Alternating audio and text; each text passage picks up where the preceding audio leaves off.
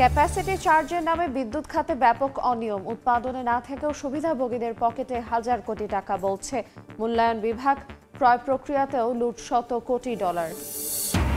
ভুক্তভোগীর মুখে বর্ণনায় আয়নাঘরের রোমহর্ষক বর্ণনা। বছরের পর বছর থাকতে হয়েছে অন্ধকার ঘরে, মেলেনি দিনের আলো দেখার সুযোগ। মুক্তির পর বিচার দাবি বন্দিশালার কুশীলবদের।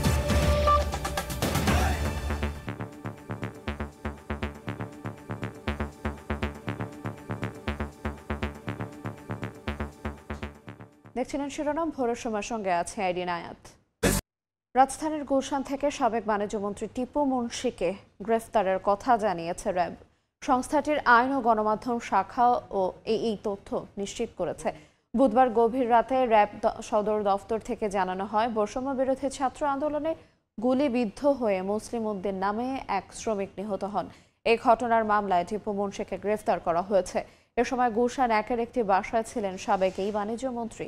টিপু মুন্সি টানা ৩ মেয়াদে রংপুর ৪ আসনের সংসদ সদস্য ছিলেন। ২০১৮ সালে আওয়ামী লীগ তৃতীয় মেয়াদে সরকার গঠন করলে বাণিজ্য মন্ত্রীর দায়িত্ব পান তিনি।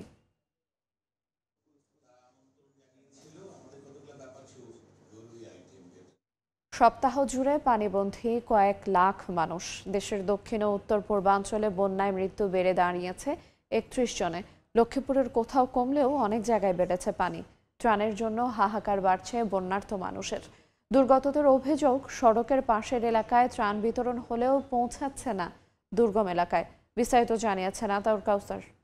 এই মুহূর্তে আছি লক্ষ্মীপুর সদর উপজেলার জকসিন এলাকায়। এখানেও অন্যান্য জায়গার মতন প্রচুর পানি উঠেছে, আশপাশের ঘরবাড়ি ডুবে গিয়েছে এবং মাছের ঘের থেকে মাছ পালিয়েছে। গরু ছাগলের খামারেও পানি উঠে গিয়েছে, সেখান থেকে গরু ছাগলগুলোকে শুকনা জায়গায় নিরাপদে সরিয়ে নিয়েছেন তাদের মালিকরা। কিন্তু হাঁস মুরগির যে খামারগুলো রয়েছে, সে বিশেষ করে মুরগির খামারের প্রচুর মুরগি মারা পড়েছে। প্রচুর মানুষ পানিবন্দী অবস্থায় আছে, তারা ত্রাণ পাচ্ছেন না। কেউ বলছেন যে একাধিক ব্যক্তি ত্রাণ পাচ্ছেন, আবার কেউ বলছেন যে তারা গত 15 দিনে একবারের জন্য ত্রাণ পাননি। তারা অনুরোধ করেছেন যেন প্রত্যেকটি বাড়ি ধরে ধরে, ঘর ধরে ধরে প্রত্যেকটি মানুষকে ত্রাণের আওতায় আনা হয়। ত্রাণ দেয় না, ত্রাণ এখন দিতে গেলে মনে করি এরা কাঠ একটা ছায়, কাঠের তো না থাকলে ত্রাণ দেয় না। সব লই যাই আমি কালিয়া খুঁজলাম, আমার পরিবারও যাই এনে খাড়াইছে, দেয় না হেমি লই গেছে। হাত বাড়ি বেঁধে আমরা দুই ভাই চাই না, হাঁস বাড়ি হাড়িরা হাইছে, তারা ভাগ করে নিচে আঙরে দেয় না। একটি নির্দিষ্ট দূরত্বের পরে খুব বেশি সংখ্যক ত্রাণ নিয়ে কিন্তু দূরবর্তী জায়গাতেও যাওয়া সম্ভব না। সেক্ষেত্রে নৌকাই একমাত্র বাহন, কিন্তু সে নৌকার অপ্রতুলতার কারণে মানুষজন আসলে ঠিকমতো ত্রাণ পৌঁছাতেও পারছেন না এবং তাতে দুর্গত মানুষরা ত্রাণও পাচ্ছেন না। একই সাথে যারা নানানভাবে দুর্গত অবস্থায় আটকা পড়ে আছেন বন্যার্ত এলাকায়, অনেকে অসুস্থ আছেন, কিন্তু উদ্ধার কাজ চালানোর মতন সুযোগও নেই। আশপাশের যে খালগুলো রয়েছে সেগুলো প্রত্যেকটিরই মুখ বন্ধ এবং বলছেন যে বিগত সময়গুলোতে অনেক প্রভাবশালী ব্যক্তি সরকারি খাস জায়গা দখল করে খালের উপরে বিভিন্ন স্থাপনা নির্মাণ করায় সেই কারণে এই খাল দিয়ে পানি আর নেমে যেতে পারছে না। এ ব্যাপারেও তারা সরকারের কাছে নজরদারির দাবি করেছেন। বিত্তবানদের প্রতি সরকারি বেসরকারি যে সকল সংস্থা রয়েছে সকলের কাছেই উদাত্ত আহ্বান তারা জানিয়েছেন, আন্তরিকভাবে যেন প্রত্যেকটি ঘর বাড়িতে চিহ্নিত করে করে সেখানেই ত্রাণ পৌঁছানো হয়। রাস্তার পাশে অনেক মানুষকে একসাথে ত্রাণ না দিয়ে ঘরে ঘরে গিয়ে যদি ত্রাণটি পৌঁছানো হয়, সেক্ষেত্রে সকলেই ত্রাণ পাবেন, বেঁচে থাকতে পারবেন সকলে মিলে, এমনটি বক্তব্য তাদের। আতাউর কাউসার, সময় সংবাদ।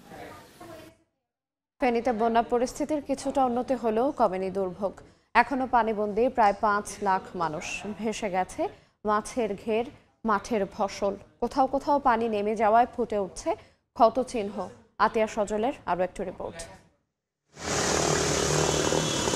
বন্যা পরিস্থিতির কিছুটা উন্নতি হয়েছে, কারণ আগে জেলা সদরের সাথে উপজেলাগুলোর সাথে যে যোগাযোগ ব্যবস্থা ছিল, সমস্ত আঞ্চলিক সড়কগুলো ছিল কোমর পানি অথবা মাথা পানির উপরে পানি। সেখানে পানি কমে গিয়ে সকল উপজেলার সাথে সড়ক পথে যোগাযোগ সম্ভব হচ্ছে। তবে সবগুলো উপজেলার প্রায় সবগুলো বাড়িতেই এখনও পানি রয়েছে। অনেক আঞ্চলিক সড়ক বা পাড়া মহল্লার সড়কগুলোতে এখনও পানি উঠে রয়েছে, যার কারণে যোগাযোগ ব্যবস্থা পুরোপুরি স্বাভাবিক নয়। বিদ্যুৎ ব্যবস্থাও পুরোপুরি স্বাভাবিক হয়নি। মোবাইল নেটওয়ার্কের বেশিরভাগ জায়গায় এখনও পাচ্ছেন না ভুক্তভোগীরা। অন্যদিকে যেসব অঞ্চলে পানি কিছু কমতে শুরু করেছে, সেখানে বন্যার পানি টানার সাথে সাথে ফুটে উঠছে বন্যার ক্ষতচিহ্ন। ঘরে থাকার মতো কোনো অবস্থা নাই, গরু ছাগল সবকিছুই গেছে গা, হাঁস মরক মানুষ কোন রকমে না খাই বাঁচি রয়েছি। রানমু খামু দে পিনমু দে কিছুই নাই, সবগুলা নিয়ে গেছে। আস্তে আস্তে সবাই যার যার বাড়িতে ফিরে যাচ্ছে। সদরের দু একটা ইউনিয়নে কিছু কিছু জলাবদ্ধতা আছে, বাট ম্যাক্সিমামে নেমে গেছে। অন্যদিকে ত্রাণ ব্যবস্থাপনায় কিছুটা শৃঙ্খলা এলেও পুরোপুরিভাবে তা শৃঙ্খলিত না হওয়ার কারণেই কেউ কেউ ত্রাণ একবার পাচ্ছে বা একাধিকবার পাচ্ছে, আবার অনেকে মোটেও পাচ্ছেন না। আর পানি টানার সাথে সাথেই দেখা দিয়েছে চর্মজনিত রোগ এবং পানিবাহিত রোগ। এই সমস্যার সমাধানে এখন বেশি করে দরকার ওষুধপত্র এবং ডাক্তার নার্সদের মতো মেডিকেল টিম। তবে বন্যা দুর্গতদের স্বস্তি দিতে কাজ করে যাচ্ছে বাংলাদেশ সেনাবাহিনী, নৌবাহিনী, জেলা প্রশাসন, পুলিশ প্রশাসন সহ বিভিন্ন স্বেচ্ছাসেবী সংগঠনগুলো। এই উপহার সামগ্রী যথাযথ চেষ্টা করছি ঘরে ঘরে পৌঁছে দেওয়ার জন্য। জেলা প্রশাসন বলছে পানির কিছুটা কমলেও এখনও কমপক্ষে 5 লাখ লোক জেলার পানিবন্ধ অবস্থা রয়েছে। আতিয়া সজল, সময় সংবাদ, ফেনী। এদিকে পার্বত্য জেলা রাঙামাটির বন্যা পরিস্থিতির কিছুটা উন্নতি হলেও এখনও বাড়ি ঘরে পানি থাকায় দুর্ভোগে মানুষ। খাগড়াছড়িতে বানের পানি নেমে যাওয়ায় ফুটে উঠছে ক্ষতচিহ্ন। বানের পানিতে ডুবে আছে ঘরবাড়ি, ঘর আর বাহির একাকার হয়ে জলমগ্ন পরিবেশ।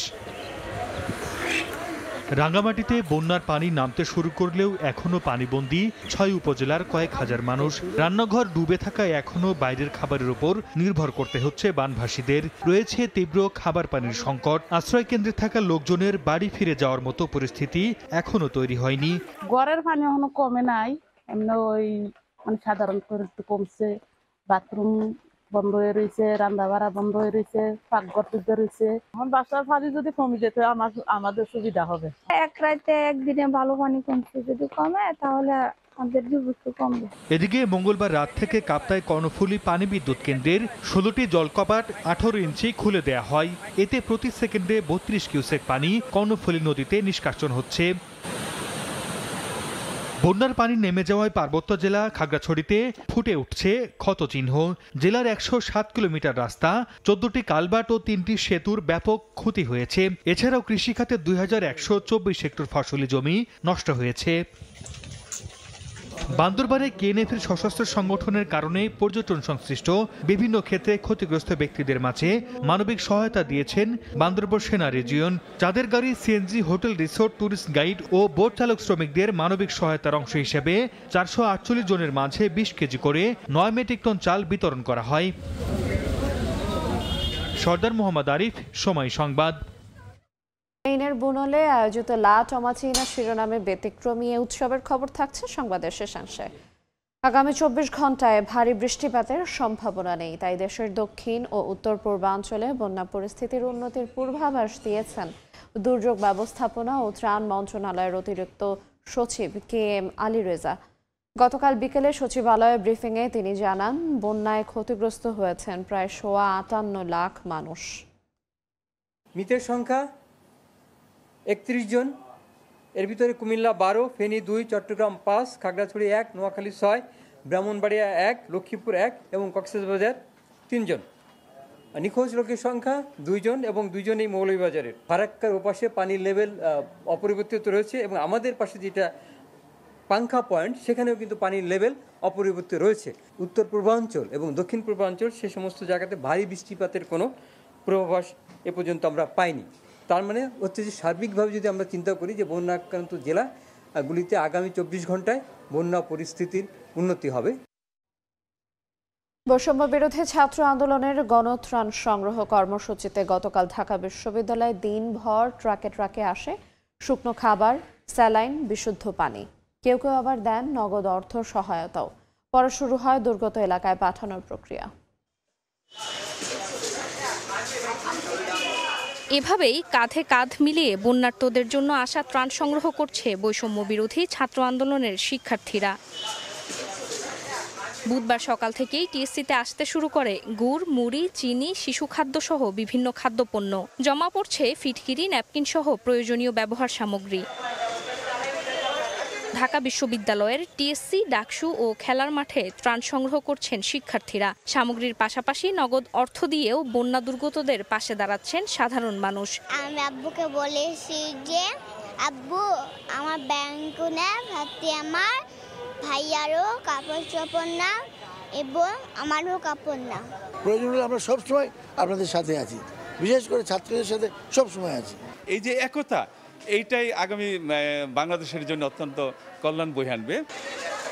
ব্যক্তি পর্যায়ের পাশাপাশি বিভিন্ন প্রতিষ্ঠান থেকেও আসছে ত্রাণ। স্কুল কলেজের শিক্ষার্থীরাও কেউ দিচ্ছে জমানো টাকা, কেউ বা আবার ঔষধ। বন্যা সব মানুষরা অনেক কষ্ট করতেছে, ওদের পাশে আমরা দাঁড়াইছি, এটা আমাদের ভালো লাগতেছে।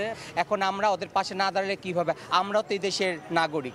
শিক্ষার্থীদের পক্ষ থেকে পোশাকের পরিবর্তে খাবার পাঠানোর আহ্বান জানানো হচ্ছে। কাপড় আর আমরা চাচ্ছি না, বাট অনেকেই হচ্ছে এখনো কাপড় নিয়ে আসতেছে। কাপড় আর আমাদের লাগবে না, আমরা হচ্ছে কি এখন ভারী খাবারের হাত দিচ্ছি, আমাদের ভারী খাবারটাই প্রয়োজন। তাদেরকে যেইভাবে বাসা বাড়ি রিফর্ম করা যায়, পুনর্প্রতিষ্ঠা করা যায়, সেইভাবে সেই দিকে আমরা মনোযোগ দেব। ত্রাণ সংগ্রহের পর সেগুলো পাঠিয়ে দেওয়া হচ্ছে দুর্গত এলাকায়। ফারজানা আক্তার, সময় সংবাদ, ঢাকা। ভোরের সময় আরও থাকছে। 3 মাস পর কাটছে সুন্দরবনে প্রবেশের নিষেধাজ্ঞা। সেপ্টেম্বর থেকে খুলছে ম্যানগ্রোভ ফরেস্টের দুয়ার। পর্যটকদের স্বাগত জানাতে প্রস্তুত ব্যবসায়ীরা। রাজনৈতিক অস্থিরতার পর এবার ভয়াবহ বন্যায় বিপর্যয়ের মুখে দেশের আমদানি রফতানি বাণিজ্য। ঢাকা চট্টগ্রাম মহাসড়কে যানবাহন আটকা পড়ায় কন্টেইনার জটের শঙ্কা তৈরি হয়েছে চট্টগ্রাম বন্দরে। দেশের বিভিন্ন স্থান থেকে রফতানি পণ্য বন্দরে পৌঁছাতেও দেরি হচ্ছে। সাক্ষাৎপুর ক্যামেরা বিস্তারিত জানাচ্ছেন কমল দে। পানির রাজত্ব জনপদে, রাস্তাঘাট তলিয়ে বাসিন্দাদের পাশাপাশি জলে আটকা পণ্যবাহী ট্রাক, লরি ও কন্টেইনার। 1 সপ্তাহের বেশি সময় ধরে ঢাকা চট্টগ্রাম মহাসড়কের কুমিল্লা ও ফেনীর এমন চিত্র। বন্যার পানির প্রধান সড়ক দিয়ে প্রবাহিত হয় বিভিন্ন স্থানে আটকে আছে পণ্যবাহী যান। তার প্রভাব পড়েছে দেশের আমদানি রপ্তানি বাণিজ্যে। মহাসড়কে অচল অবস্থার কারণে আমদানিকারকরা আগ্রহী না হওয়ায় চট্টগ্রাম বন্দরের কন্টেনার ডেলিভারি নেমে এসেছিল 2000-এর নিচে। 5000 টিউস পর্যন্ত কন্টেনার ডেলিভারি যেত, সেখানে বিগত কয়েকদিন মাত্র ওপেন করে ডেলিভারি গেছে 600, 700, 800। টোটাল ডেলিভারি এবং ট্রান্সফার মিলে আমাদের 1700-1800-র বেশি যায়নি। ডেলিভারিতে ধীরগতি হলো বন্দরের প্রধান জেটিগুলোতে কন্টেনার ওঠানামা স্বাভাবিক করেছে বন্দর কর্তৃপক্ষ। এই অবস্থায় বন্দরের বিভিন্ন ইয়ার্ডে কন্টেনার জটের সংখ্যা দেখা দিয়েছে। 53,000 ধারণ ক্ষমতার চট্টগ্রাম বন্দরের সবশেষ কন্টেনারের অবস্থান রয়েছে 39,513 টিউস। বন্দরের মতোই 21টি অফডকও আমদানি রপ্তানি বাণিজ্যে কমেছে অন্তত 40%। 500 থেকে 600 টিউস কার্গো স্টাফিং করতাম এক্সপোর্ট কার্গো, সেটা এখন নেমে এসেছে যে প্রায় 100 থেকে 150 টিউসের মধ্যে। তবে আশা করছি যে বর্তমান পরিস্থিতি একটু আস্তে আস্তে উন্নতির দিকে। রপ্তানি পণ্যের যে প্রবাহ 21টা অফডকে সেটা অনেকাংশে কমে গেছে, প্রায় 1/3 নেমে এসছে। আমদানি পণ্যের যে ডেলিভারি 21টা অফডকে সেটাও কিন্তু প্রায় 1 ভাগে নেমে এসছে। স্বাভাবিকতা ফিরে পেতে আমাদের হয়তো 4-5 দিন সময় লাগে। এদিকে বন্যা ও ডেলিভারিতে ধীরগতির কারণে কন্টেনারের পাশাপাশি জাহাজ জটের সংখ্যায় রয়েছেন ব্যবসায়ীরা। পরিস্থিতি ক্রমশ উন্নতির কারণে বন্দরের পক্ষ থেকে জটের সংখ্যা নেই বলে দাবি করল ব্যবসায়ীরা। বলছেন জট বাড়লে তাদের নানামুখী ক্ষতির মুখে পড়তে হবে। আউটারে ওয়েটিং আর একটা হচ্ছে যে ভিতরে ওয়েটিং, সেখানে প্রায় $20,000, মিনিমাম $20,000 থেকে উপরের দিকে জাহাজের সাইজ অনুযায়ী সেটা হয়। 10 দিনে আমি সিঙ্গাপুর বা এখান থেকে আসতে পারতাম, সেটা যদি ইয়ের কারণে যদি 14-15 দিন হয়ে যায় তো সেটা তখন সেই যে 4-5 দিনের একটা এফেক্ট চলে আসে। চট্টগ্রাম বন্দরের প্রধান জেটিতে বর্তমানে কন্টেনারবাহী 11টি জাহাজ অবস্থান করছে। এছাড়া কন্টেনারবাহী আরও 11টি জাহাজ বহির্নোঙরে অপেক্ষায় রয়েছে। চট্টগ্রাম বন্দরের এই কর্মব্যস্ততা বড় দিচ্ছে নানামুখী জটিলতা থাকা দেশের আমদানি রপ্তানি বাণিজ্য কাটিয়ে ওঠার চেষ্টা চলছে। কারণ দেশের আমদানি রপ্তানি বাণিজ্যের 93% সম্পন্ন হয় এই বন্দর দিয়ে। তীব্র বৃষ্টি কিংবা বন্যা এই বন্যার কাজে ক্ষতিগ্রস্ত করতে পারেনি। তবে বন্যা কেটে গেলে ডেলিভারিতে যেমন গতি আসবে তেমনি গতি আসবে দেশের অর্থনীতিতে, এমনটি বলছেন বন্দর ব্যবহারকারীরা। চট্টগ্রাম বন্দর থেকে কমল দে, সময় সংবাদ। 14 বছরের গ্রাহক পর্যায়ে বিদ্যুতের দাম বেড়েছে 13 দফায়। বিপরীতে ক্যাপাসিটি চার্জ মডেলে এই খাতের সুবিধাভোগী বিভিন্ন প্রতিষ্ঠানের পকেটে টাকা গেছে 1,06,000 কোটি। এমন তথ্য উঠে এসেছে সরকারের বাস্তবায়ন পরিবীক্ষণ ও মূল্যায়ন বিভাগ IMEDর প্রতিবেদনে। অস্বচ্ছ ক্রয় প্রক্রিয়ায় কয়েক হাজার কোটি টাকা লুটের কথাও বলা হয়েছে এতে। ফারুক ভূঁইয়া রবিনের রিপোর্ট। 2010 সালের শুরুতে গ্রাহক পর্যায়ে বিদ্যুতের ইউনিট প্রতি গড় দাম যেখানে ছিল 3 টাকা 73 পয়সা, বর্তমানে তা ঠেকেছে 8 টাকা 95 পয়সায়। অর্থাৎ 14 বছরে ভোক্তা পর্যায়ে দাম বাড়ে 140%। প্রশ্ন আসছে, বিদ্যুতের এ দাম বৃদ্ধি কি অনিবার্য ছিল নাকি লুটপাটের নীল নকশা? 14 বছরে গ্রাহক পর্যায়ে 13 বার বিদ্যুতের দাম বৃদ্ধির পেছনে দুর্নীতির মহোৎসবকে দায়ী করেন অনেকে। বিদ্যুৎ উৎপাদন সক্ষমতা প্রসঙ্গে আসা যাক। বিদ্যুৎ উৎপাদন আর উৎপাদন সক্ষমতা এ দুইয়ের মধ্যে আদর্শ ফারাক বিবেচনা করা হয় 10 থেকে 20%। কিন্তু দেশে উৎপাদন সক্ষমতা গড়ে তোলা হয়েছে অস্বাভাবিক হারে, যা গ্রীষ্মে গড়পড়ত উৎপাদনের তুলনায় দ্বিগুণ আর শীতে স্বাভাবিক উৎপাদনের 3 গুণ। আর এখানেই যত শুভঙ্করের ফাঁকি। উৎপাদনে নেই, তারপরও অলস বসিয়ে পরিশোধ করা হচ্ছে বিদ্যুৎ কেন্দ্রগুলোর ভাড়া বা ক্যাপাসিটি চার্জ, যাকে লুটের মডেল হিসেবে আখ্যা দেওয়া হয় সরকারি প্রতিষ্ঠান আইএমইডির এক প্রতিবেদনে। আর এই মডেলে গত 14 বছরে সুবিধাভোগী বিভিন্ন প্রতিষ্ঠানের পকেটে গেছে 1,06,000 কোটি টাকা। বিদ্যুৎ খাত উন্নয়নের নামে যে অলিগার্ক শ্রেণী তৈরি হয়েছে, তারা অবাধে লুণ্ঠন করেছে। সেই উন্নয়ন আলটিমেটলি তো উন্নয়ন ছিল না, লুণ্ঠন ছিল। লুণ্ঠন করার জন্য যেসব কাজগুলো করা হয়েছে, সেই সব কাজগুলো করার মধ্য দিয়ে টাকা চলে গেছে। যাকে খুশি তাকে যেমন খুশি তেমন ব্যয়ে এইভাবে বিদ্যুৎ উৎপাদন ক্ষমতা বা বিদ্যুৎ প্ল্যান্ট তৈরি করা হয়েছে। যেটা সঠিক আমাদের চাহিদা সেটার ভিত্তিতে পাওয়ার প্ল্যান্ট করা, কিন্তু তারা কখনো এটা করে নাই। আমার এক্সট্রা পাওয়ার প্ল্যান্ট হয়েছে এবং এক্সট্রা পাওয়ার প্ল্যান্টের জন্য একটা গোষ্ঠীকে, যারা এদের ওনার, তাদেরকে আমার ক্যাপাসিটি চার্জ দিতে হচ্ছে। এই যে একটা সমস্যা, বিরাট একটা সমস্যা সৃষ্টি হয়েছে, এটার জন্য করাপশন দায়ী, ব্যাড প্ল্যানিং দায়ী। বিদ্যুৎ খাতে নানা অনিয়মের মাসুল গুনতে হয়েছে বড় অঙ্কের লোকসান আর ভর্তুকি টেনে। দফায় দফায় দাম বাড়ানোর পরও বছরে ঘাটতি ছাড়িয়েছে 40,000 কোটি টাকা। আর গত 1.5 দশকে ভর্তুকি দিতে হয়েছে 1,64,000 কোটি টাকা, যার 65%ই গেছে ক্যাপাসিটি চার্জের পেছনে। ভর্তুকিও চরমে বেড়ে গেছে, মূল্যবৃদ্ধিও বেড়ে গেছে। এত বেশি বেশি মূল্যবৃদ্ধি হওয়ার কারণে মূল্যস্ফীতি হয়ে গেছে চরমভাবে। একটা ইকোনমিকে ভয়াবহ রকমের বিপন্ন করে ফেলার পিছনে জ্বালানি এবং বিদ্যুতের মূল্যবৃদ্ধি কাজ করেছে। একটা ভয়ঙ্কর রকমের বৈষম্য তৈরি হচ্ছে এবং আর্থিক অসমতা তৈরি হচ্ছে। এছাড়া নিম্নমানের যন্ত্রপাতি, অস্বচ্ছ ক্রয় প্রক্রিয়ায় $100 কোটি বা 1,000 কোটি টাকার বেশি লুটে নেয়ার তথ্য এসেছে খোদ সরকারি প্রতিবেদনেই। ফারুক ভূঁইয়া, রবিন, সময় সংবাদ, ঢাকা। আয়নাঘর। শেখ হাসিনা সরকারের পতনের পরপরই গোপনে বন্দিশালা থেকে মুক্তি মিলছে বেশ কয়েকজন বন্দির। তাদেরই একজন পার্বত্য চট্টগ্রাম ভিত্তিক রাজনৈতিক দল ইউপিডিএফ এর সাবেক নেতা মাইকেল চাকমা। দীর্ঘ 5 বছর 3 মাস মাইকেল বন্দী ছিলেন ছোট্ট একটি ঘরে। সেখানে ছিল না পর্যাপ্ত আলো বাতাস। এর মধ্যেই চলত অসহনীয় নির্যাতন। মুক্তি পাওয়ার পর সেই দিনগুলোর রোমহর্ষক অভিজ্ঞতার কথা সময় সংবাদকে জানালেন মাইকেল। বিস্তারিত নাজমুত সালেহের প্রতিবেদনে।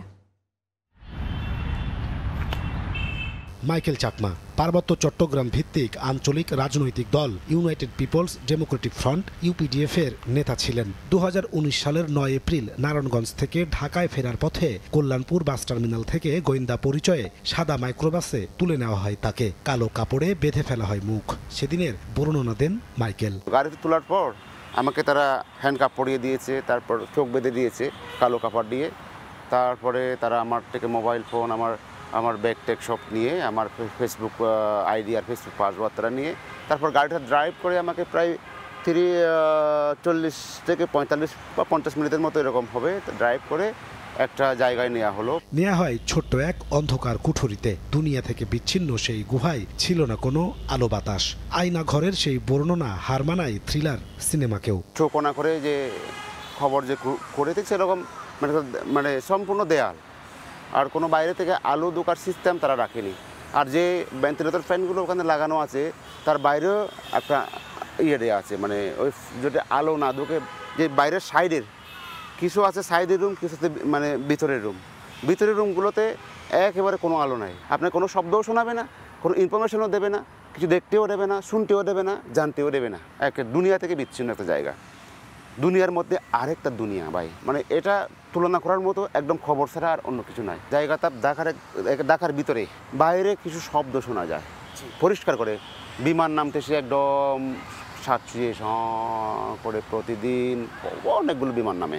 দীর্ঘদিন নিখোঁজ থাকায় শেষকৃত্যানুষ্ঠানও সম্পন্ন করেন মাইকেলের পরিবার। তিনি জানান, আয়না ঘর নামক বন্দিশালায় অসংখ্য মানুষকে দেখেছেন তিনি। বিভিন্ন বয়সের লোক, হয়তো কিছু কোনো মানুষের লোক বয়স একটু কম, কোনো বয়সে একটু মাঝারি, কোনো একটু বয়স্ক লোক দেখছে, একদম চুল দাঁড়িয়ে পেয়ে গেছে। কয়েকশো লোক এরকম হবে আমার মনে হয়। জানা আমি ছিলাম যেমন 104 নম্বর রুমে, 113 নম্বর রুমে, 116 নম্বর রুমে, এরকম আমার মানে দেখেছি আমি। তারপরে ওখানে কয়েকশো রুম আছে ওখানে। শেখ হাসিনা সরকারের পতনের পর 7 আগস্ট মুক্তি পান মাইকেল চাকমা। এখন জড়িতদের বিচার চান তিনি। তো এই কারণে তাদের শাস্তি দিতে হবে এবং এই ব্যবস্থাকে উচ্ছেদ করতে হবে। নাজমুস সালেহী, সময় সংবাদ, ঢাকা। জামায়াত শিবির নিষিদ্ধের প্রজ্ঞাপন বাতিল করেছে স্বরাষ্ট্র মন্ত্রণালয়। প্রকাশ করা হয়েছে নতুন গেজেট। দলটির নিযুক্ত আইনজীবী শিশির মনির জানিয়েছেন, নিষেধাজ্ঞা প্রত্যাহার হওয়ায় এখন দল হিসেবে জামায়াতের নিবন্ধন ফিরে পেতে আইনি লড়াই। 1 আগস্ট জামায়াতকে নিষিদ্ধ করে আওয়ামী লীগ সরকার। তৎকালীন আইনমন্ত্রী আনিসুল হক ও স্বরাষ্ট্রমন্ত্রী ছাত্র আন্দোলনে সহিংসতার দায় চাপান জামায়াত শিবিরের ওপর।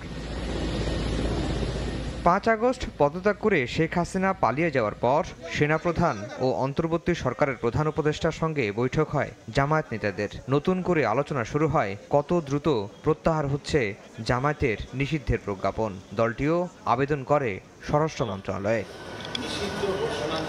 বুধবার জামায়াত ও ছাত্র শিবির নিষিদ্ধের সিদ্ধান্ত বাতিল করে প্রজ্ঞাপন জারি করে স্বরাষ্ট্র মন্ত্রণালয়। এতে বলা হয়, দল এবং সংগঠনটির বিরুদ্ধে সন্ত্রাস সহিংসতায় সম্পৃক্ততার সুনির্দিষ্ট কোনো প্রমাণ মেলেনি। সরকার বিশ্বাস করে জামায়াত শিবির সন্ত্রাসী কর্মকাণ্ডের সঙ্গেও জড়িত নয়। সন্ত্রাসী কর্মকাণ্ডের সঙ্গে জড়িত এই ধরনের কোনো বিশ্বাসযোগ্য কোনো কিছুই কেউ খুঁজে পাননি। না ডিজিএফআই পেয়েছেন, না এনএসআই পেয়েছেন, না এসবি পেয়েছেন, না রিভিউ প্যানেল পেয়েছে। তাহলে তখনকার এই নিষিদ্ধের ভিত্তি কি? রিভিউ প্যানেলের এখানে মন্তব্য আছে যে ভিত্তিহীনভাবে তখন নিষিদ্ধ ঘোষণা করা হয়। স্বাধীনতার পর নানা সময়ে 4 বার নিষিদ্ধ করা হয় জামায়াত ইসলামীকে। রাজনৈতিক নানা প্রেক্ষাপটে প্রতিবারই প্রত্যাহার হয়েছে। দলটির আইনজীবী বলছেন, জামায়াতের উপর যত জুলুম হয়েছে ততই শক্তিশালী হয়েছে দল। জুলুম করাটা উচিত নয়। যাকেই জুলুম করবেন তার প্রতি মানুষের যে আবেগ, অনুভূতি এবং দুর্বলতা জালিমের প্রতি বেশি থাকে না। যিনি জুলুমের শিকার হন, মজলুমের প্রতি মানুষের আবেগ বেশি হয়। আমার বিবেচনায় জামাত ইসলামী এবং ছাত্র শিবিরের প্রতি যেহেতু মজলুম, তাদের প্রতি অনেকাংশেই সিম্পেথি বৃদ্ধি পেয়েছে। এদিকে জামায়াতের নিবন্ধন বাতিল করে আপিল বিভাগ যে রায় দিয়েছিল তার বিরুদ্ধে আগামী সপ্তাহেই রিভিউ করা হবে বলে জানিয়েছেন দলটির আইনজীবী। সকল রিপোর্ট পর্যালোচনা। আফজাল হোসেন, সময় সংবাদ, ঢাকা। শিক্ষার্থীদের আন্দোলন নির্মমভাবে দমন এবং ছাত্র জনতার বিপ্লবকে সন্ত্রাসী আখ্যা দিতেই আওয়ামী লীগ সরকার জামায়াতে ইসলামীকে নিষিদ্ধ করেছিল বলে জানিয়েছেন আইন উপদেষ্টা ডক্টর আসিফ নজরুল। বলেন, বর্তমান সরকার এমন সিদ্ধান্তের অংশ হতে পারে না। এদিকে জামায়াতের আমির ডাক্তার শফিকুর রহমান বলেছেন, ইস্যু পরিবর্তন করে ছাত্র আন্দোলন ধামাচাপা দিতেই নিষেধাজ্ঞা দেওয়া হয়। কোটা সংস্কারের দাবিতে শিক্ষার্থীদের আন্দোলন যখন তুঙ্গে, তখন 1 আগস্ট জামায়াতকে নিষিদ্ধ করে আওয়ামী লীগ সরকার। সরকার পতনের পর এর বিরুদ্ধে স্বরাষ্ট্র মন্ত্রণালয়ে আবেদন করা হয়। জামায়াতের সন্ত্রাসী কর্মকাণ্ডে জড়িত থাকার প্রমাণ না মেলায় 28 দিনের ব্যবধানে বুধবার জামায়াত শিবির নিষিদ্ধের প্রজ্ঞাপন বাতিল করা হয়। এ বিষয়ে আইন উপদেষ্টা সচিবালয়ে সাংবাদিকদের জানান, ছাত্র জনতার বিপ্লবকে সন্ত্রাসী আখ্যা দিয়ে যেভাবে জামায়াতকে নিষিদ্ধ করা হয়েছিল, বর্তমান সরকার তার দায় নেবে না। আওয়ামী লীগকে নিষিদ্ধ করার জন্য আদালতে দাবি উঠলেও কোনো রাজনৈতিক দলকে নিষিদ্ধ করা উচিত নয় বলেও মনে করেন তিনি। কিছু মহল থেকে বহু বছর যাবৎ জামাত ইসলামীকে নিষিদ্ধ করার দাবি উঠত। 15 বছর ক্ষমতা আছে, কখনোই করে নাই। জামাত, বিএনপি, জঙ্গিদের সন্ত্রাস এইভাবে আখ্যায়িত করে এই আন্দোলনকে নির্মমভাবে দমন করার চেষ্টায় রত ছিল। ওই ন্যারেটিভের পার্ট হিসাবে তারা জামাতকে সন্ত্রাসী সংগঠন হিসাবে হঠাৎ করে ঘোষণা করে একটা প্রজ্ঞাপন জারি করে। ছাত্র জনতার গণবিপ্লবকে সন্ত্রাসী কর্মকাণ্ড বলতে চেয়েছে, সেই ন্যারেটিভের পার্ট তো আমরা হতে পারি না। কোনো রাজনৈতিক দলকে নিষিদ্ধ করার পক্ষে আমি না। এ সময় এক প্রশ্নের জবাবে উপদেষ্টা বলেন, পুলিশ যাতে অতি উৎসাহী হয়ে সাকিব আল হাসানকে গ্রেপ্তার না করে। সাকিব তো আর বাংলাদেশ রাষ্ট্রের জন্য কিছু বয়ে আনে নাই। সাকিব নিজে অনেক কিছু অর্জন করেছে। আমিনুল তো বাংলাদেশ রাষ্ট্রের জন্য পুরস্কার বয়ে এনেছিল। আমিনুল কিন্তু জেলে ভরা হয়েছে। স্বরাষ্ট্র মন্ত্রণালয় থেকে উদ্যোগ নেওয়া হবে যাতে কেউ অতি উৎসাহিত হয়ে গ্রেফতার না করতে যায়। এদিকে জামায়াতে ইসলামীর আমির ডাক্তার শফিকুর রহমান এক প্রতিক্রিয়ায় জানান, যখন অধিকার নিশ্চিতের জন্য কাজ করছিল তখনই দলটিকে নিষেধাজ্ঞা দেয়া হয়। হয়তোবা কেউ কেউ চেয়েছিলেন যে এরকম কিছু একটা করলে জামায়াতে ইসলামী তার সমস্ত শক্তি নিয়ে রাস্তায় নামবে, প্রতিবাদ করবে, তখন অন্য কিছু হবে এটাকে কেন্দ্র করে, এবং যে মূল ইস্যুর স্রোতধারা তৈরি হয়েছিল এটা তখন ওইদিকে চলে যাবে। কোনো রাজনৈতিক দলের উপর ক্ষোভ নেই বলেও জানান জামায়াতের এই শীর্ষ নেতা। প্রসূন আশিস, সময় সংবাদ, ঢাকা। দ্রুত সময়ের মধ্যে অন্তর্বর্তী সরকারের সঙ্গে রাজনৈতিক দলগুলোর আলোচনা না হলে ভুল বোঝাবুঝির সৃষ্টি হতে পারে বলে মন্তব্য করেছেন বিএনপি মহাসচিব মির্জা ফখরুল ইসলাম আলমগীর। গুলশানের সংবাদ সম্মেলনে তিনি বলেন, ১/১১-এর মতো যেন বিরাজনীতিকরণ না হয় সেই জন্য সবাইকে সতর্ক থাকতে হবে। এ সময় জামায়াতের উপর থেকে নিষেধাজ্ঞা তুলে নেওয়ার সাধুবাদ জানান মির্জা ফখরুল। একদিন আগে অনুষ্ঠিত হয়েছে বিএনপির স্থায়ী কমিটির বৈঠক। সেখান থেকে নেওয়া সিদ্ধান্ত জানাতে দলের চেয়ারপারসনের গুলশান কার্যালয়ে সংবাদ সম্মেলন করেন বিএনপি মহাসচিব মির্জা ফখরুল ইসলাম আলমগীর। অর্থটা আমরা আমাদের এ সময় তিনি দাবি করেন, ছাত্র জনতার আন্দোলন নস্যাৎ করতে এখনও ষড়যন্ত্র অব্যাহত রয়েছে। বিশেষ করে বিরাজনীতিকরণের জন্য ১/১১-এর মতো আবারও চক্রান্ত চলছে। আপনারা লক্ষ্য করে দেখবেন, বিদেশ থেকে, বিশেষ করে পার্শ্ববর্তী দেশের ভারত থেকে এমন কতগুলো প্রচারণা চালানো হচ্ছে যে প্রচারণাগুলো দিকে যেন বাংলাদেশের যে বিপ্লব সেটাকে তারা নস্যাৎ করতে চায়। আবার সে আগের মতো ১/১১-এর মতো বিএনপিকে লক্ষ্য করেই সেই কাজগুলো করা হচ্ছে। জামায়াতে ইসলামের উপর থেকে নিষেধাজ্ঞা তুলে নেওয়ার বিষয়ে বিএনপি মহাসচিব বলেন, কোনো রাজনৈতিক দল নিষিদ্ধ হোক তা চায় না বিএনপি। দেশে ভয়াবহ বন্যা পরিস্থিতির কারণে ১ সেপ্টেম্বর দলের প্রতিষ্ঠাবার্ষিকীর সম্পূর্ণ ব্যয় ত্রাণ তহবিলে দেওয়ার ঘোষণা দেন বিএনপি মহাসচিব। আমরা কোনো রাজনৈতিক দলকে নিষিদ্ধ করার পক্ষে না, সে যে দলই হোক। আমরা কি চাই, ওনারা কি চান, জনগণ কি চায়, একটা আলোচনা হতে হবে। তো সেই আলোচনার জন্য আমরা বলেছি যে সংলাপ হওয়া প্রয়োজন। বর্তমান সরকারের সঙ্গে আপনার রাজনৈতিক দলগুলোর অতি দ্রুত আলোচনা প্রয়োজন।